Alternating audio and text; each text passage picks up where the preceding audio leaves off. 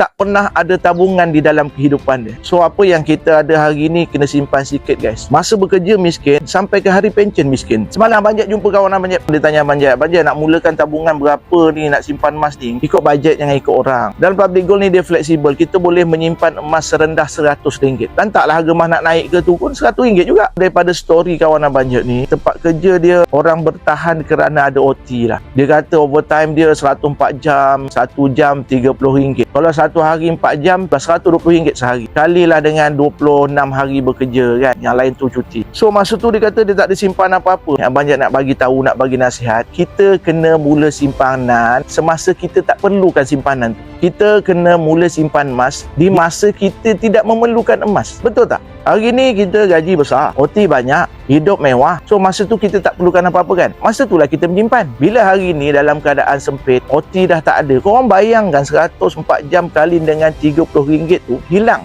Macam mana nak survive? Cuba korang bayangkan gaji korang sekarang ni. OT RM1,500 tu hilang. OT RM2,000 tu hilang. Ni sekarang ni. Ni tengah sempit ni. Tersedar apa nasib aku ni. Abang Jeb memang tahu kehidupan orang sekarang semua dalam kesempitan. Walaupun hidup dia mewah. Nak mula buka akaun Public Gold dengan RM100 sahaja? Jangan biarkan duit anda lesap setiap tahun. Klik link di bio untuk daftar akaun Public Gold sekarang. Jadikan tahun ini titik perubahan untuk kewangan yang lebih bijak.